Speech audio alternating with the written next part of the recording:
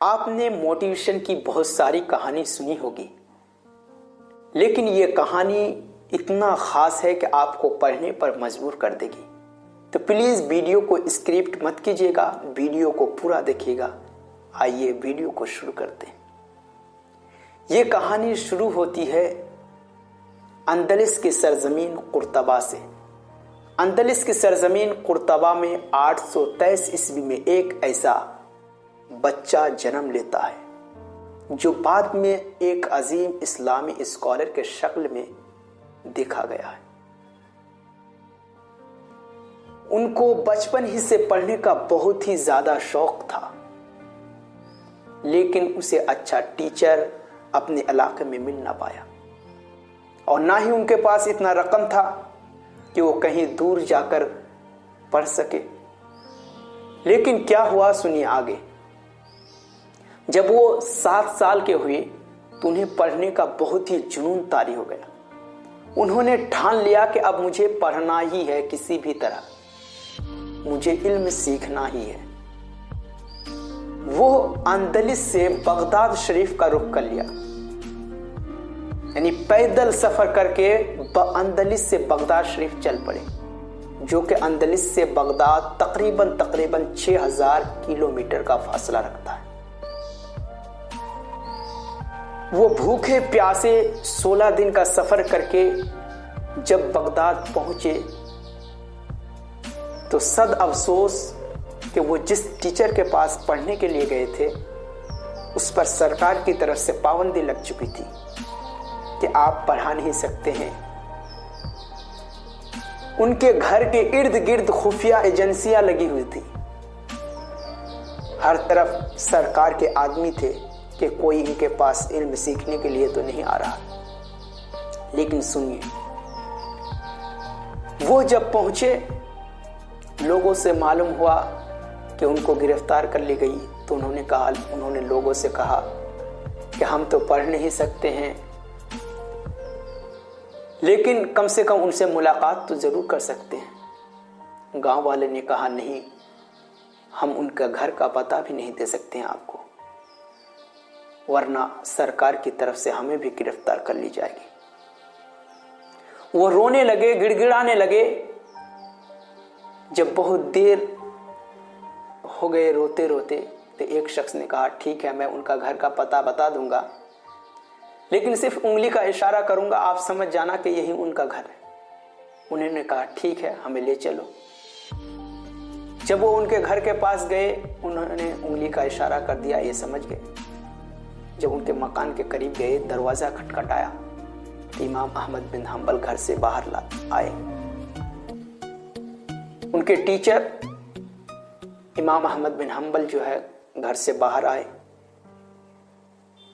इन्होंने कहा कि मैं इतने दूर से सफर करके आया हूं, मैं इस शहर का परदेसी आदमी हूं, मैं एक मुसाफिर आदमी हूं, बहुत दूर से सफर करके आपके पास पढ़ने के लिए आया हूं। इमाम अहमद बिन हंबल कहने लगे तुम्हारा वतन कहाँ है? अफ्रीका। तो उसने कहा कि नहीं, हमारा घर अफ्रीका से भी बहुत दूर है, हमारे घर से अफ्रीका जाने में समंदर पार करना पड़ता है, मेरा घर अंदलस में है।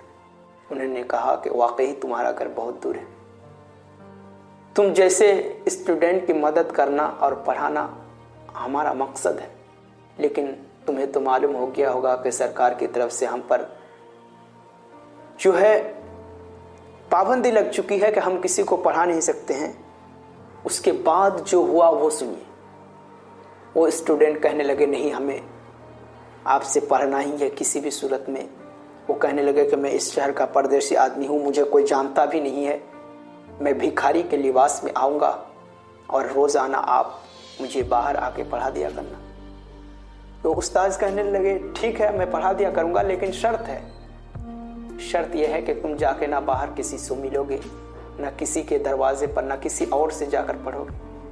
उन्होंने कहा ठीक है, आप पढ़ा दे, बस काफ़ी है। वो रोज़ाना फ़कीराना भेस पर आते और तालीम हासिल करके जाते। और क्या था, उनके दरवाजे पर आते और कहते दे दो एक अल्लाह के नाम से भीख। जब वो भीख देने के लिए उसके उस्ताद हाथ बढ़ाते तो ये हाथ खींच लेते और रुपया जमीन पर गिर जाता, और रुपया जो ही जमीन पर गिरता तो वो उठाने के लिए नीचे की तरफ झुकते। इतने ही वक्त में उनके उस्ताद पढ़ा दिया करते थे। लेकिन कुछ दिनों के बाद फिर जब सरकार की तरफ से वो कानून खत्म हो गया, तो जब वो फिर अपने तमाम बाज़ाब्ता तौर पर कॉलेज में, स्कूलों में तालीम देने लगे,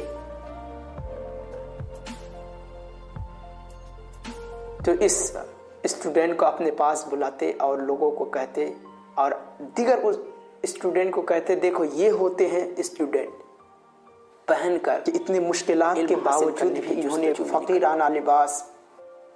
दोस्तों, अगर आप भी कुछ करना चाहते हैं, आपके अंदर भी अगर जुनून है, आपको भी अगर बड़ा बनना है, तो आपको ही पढ़ना होगा, मेहनत करना पड़ेगा। बगैर मेहनत का इस दुनिया में कुछ नहीं होता।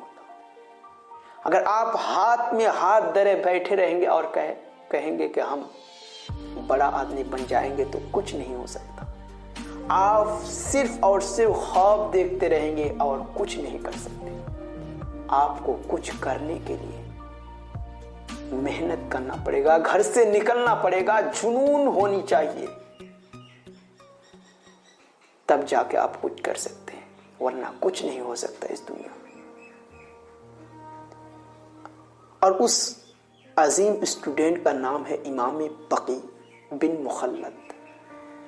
वो अजीम स्टूडेंट जब अपने दौर के फिर बहुत बड़े इस्लामी स्कॉलर बन गए, तो वो कहते हैं कि जब मैं अपने दौर में पढ़ाई करता था तो ऐसे ऐसे स्टूडेंट को भी देखा है कि जिनके पास खाने के लिए दरख्त के पत्तों के सिवा कुछ नहीं होता था।